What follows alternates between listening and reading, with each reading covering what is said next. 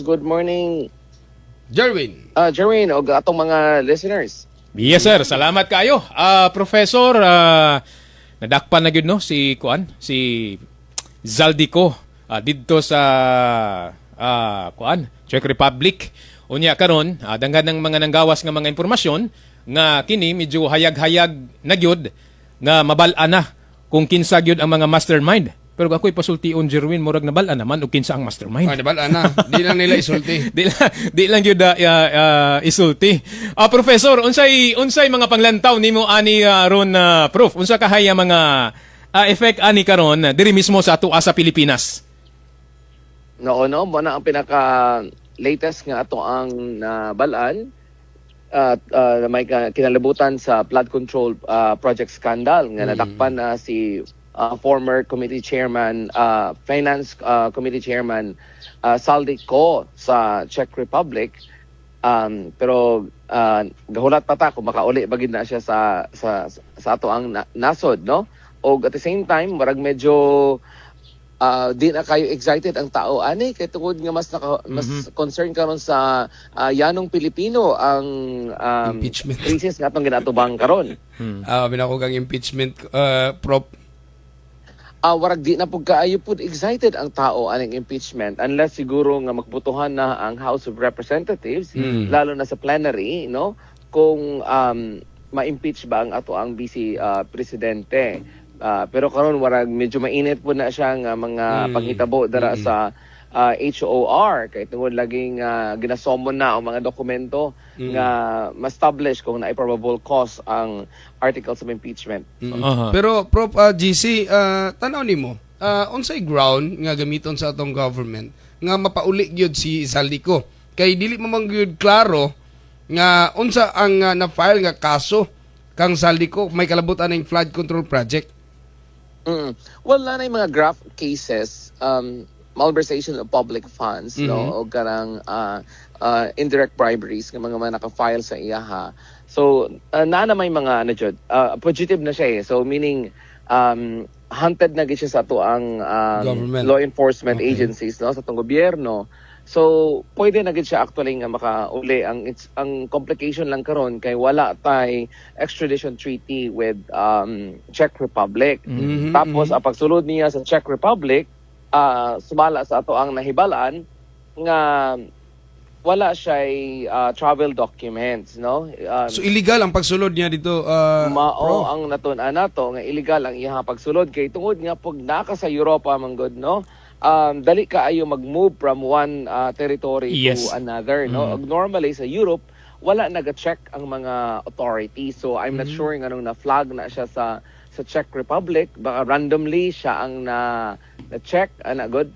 Pero I think kabalo na siya kay I'm sure grabe na iyahang pagbiyahe o even nagapuyo po na sa Europa. So moga na karon ang medyo naaputay misteryoso po na actually ang pagkadakop sa iyaha sa Czech Republic. Og tinuod baka nga dadakpan na pud siya.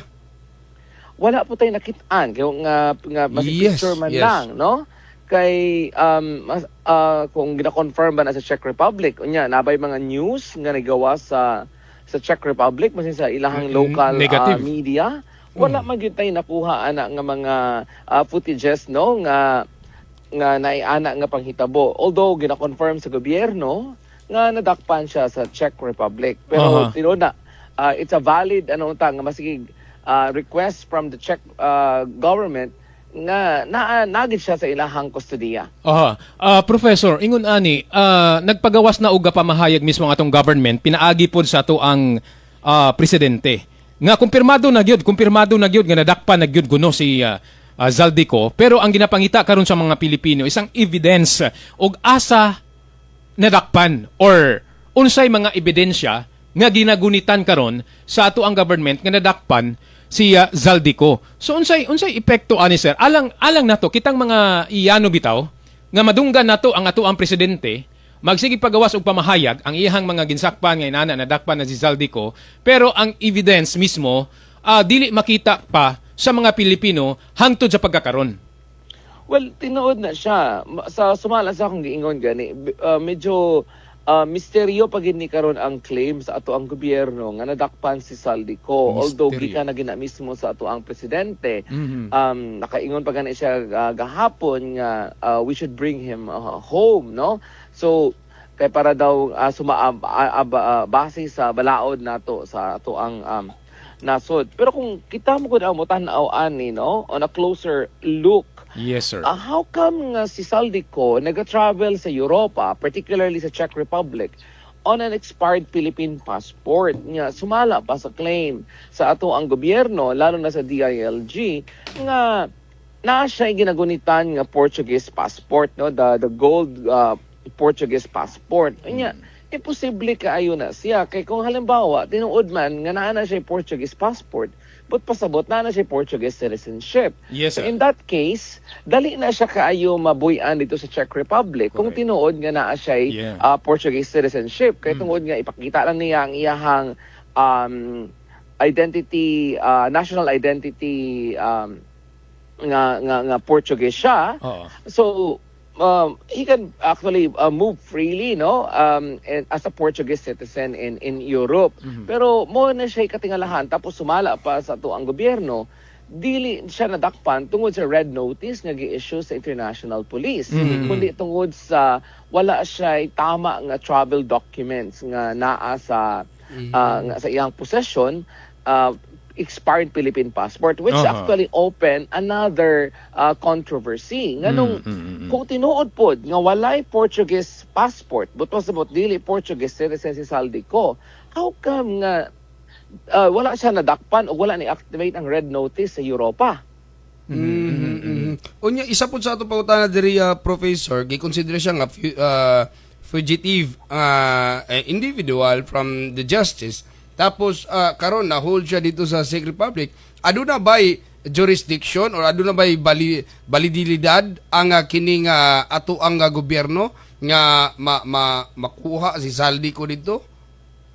Well, ang ano gani anak kay wala ta extradition treaty karon with the Czech Republic, pero sumala sa ato ang gobyerno na naipadala nga high level coordinating team nga mag-asikaso ana didto sa Czech Republic. Kay kung tinud anon manggod ni siya jud James Jerwin nga Yes, sir. ang karing pagkadakop kay Saldico actually, no, without travel document is simple administrative proceeding. So but pasabot deportation dayon ang iyahang Tama. penalty ana, no. Iuli na niya dayon kay dili man na gusto nga mga nasod nga naa sila problema ana. Correct. So Tama na, ilahan, sir. nya dato man po ni nga tao actually di man problema ani ang Czech Republic sa iyang pamasahe, no. Oo. Kay dili man ni problema sa iyang kwarta. So pwede na siya dayon ipadala sa Pilipinas. Pwede gani na nga ihatod lang na siya sa eroplano nga bound sa Pilipinas. Tapos pag buyan sa posas dito sa sulod sa eroplano, pag sirado sa eroplano wala naman na siya mabuhat. Pero of course kung may mga transit point delikado po na. So medyo complicated din siya klase nga deportation kay tungod nga wala man siguro tayo direct nga flight gikan sa Czech Republic. Nya isa po sa atong concern diri, halimbawa deportation atong isgutan ni Professor Jess. Halimbawa kung ang gigamit ni Saldico isang Portuguese passport, so ibig sabihin ma-report siya from Czech to Portuguese. Kay wala pa siya nagamit sa iyang Philippine passport. Actually, there's no such thing as deportation. Kung tinuod man gid nga na siya Portuguese citizenship, kailangan lang na nimo magpakita og identification nga Portuguese citizen ka. Buyan ka na nila. Wala sila ikuan eh. Actually sir, na sila control number eh. Nga dali lang makita. Oo, Sila, pero na- yes, control number sir. Pero na siya kay yes, oo. ako kapila man jud ko nakabiyahe sa Europa. Kung kita nga mga Pilipino, grabe jud ang ato ang papakita sa tong identification Yeah. nga natay gunit nga Schengen, Yeah. tama pa ba ang Yeah. edad sa tong Schengen visa, kay pinaka stricto na sa duration ang Schengen. Yes sir. Pero sila naka-ID lang na sila nga EU ID. So Yeah. even Swiss citizen nga dili part sa EU, Norway nga dili part sa EU, Yeah. they can actually move around the Schengen Yeah. area. Oo. Schengen area lang pero dili sila pwede ka gawas og laing kuana kana bang tawag Middle East lahi na pud to Professor. Pero Pero iba na nga istoryahan. Pero Yes, sir. kung tinuod man po nga European ang ilahang mga passport, yeah. wala mga visa free mo po na silang Correct. mga tawo. Oo. So mauna, so atong kuanan siguro no, palauman pag inig maayo ning nunani professor kay susama sa imong giingon kaganiya sa unahan sir nga murag misteryoso ba nga kita mismo kitang mga naminaw karon kitang mga Pilipino naglibog ta og ano ba talaga ang totoo? Unsa ba gyud ang tinuod nga nahitabo no? Unsa ba ginadakpan o unsa ba dapat ipaklaro sa mga umaabot siguro ani professor? Tinuod na siya. We need transparency, no? Correct. We deserve the truth. Yeah. Ang kamatuoran. Tinuod nga, dugay na po actually ang yanong Pilipino nga nagahulat aning kay Saldico. Kay tuod nga, nagatuo magyud ang tanan nga siya ang nakabalo. Kay warag ingon nila master architect, pero sa duda po nato, warag dili po siya ang pinakaulo aning mga corruption scandal. Nagi ko napansin ani Prof. Nagi ko napansin Prof nga luyo sa gipahigayon nga series of investigation may kalabutan ng flood control project gikan sa mga dagkong pangalan nagkahinay-hinay paubos hantod nga na-focus dito kay Saldico nawala ang uban nga mas dako pa kay Saldico. O ano, nahimong poster boy si Saldico. So, ang tabayanan na to kung unsa magiging official statement actually ni Congressman Saldico about ani kay kung iyaha jutong panindigan ang iyahang mga video messages, medyo magkagubot ang Pilipinas. Pero may posibilidad ba Prof na may mga arrange agreement na ni si Saldico before siya madala diri sa nasod Pilipinas? Well, sigurado kita no. We know how politics works in our country. O kita pod walay access dito even our civil society, no?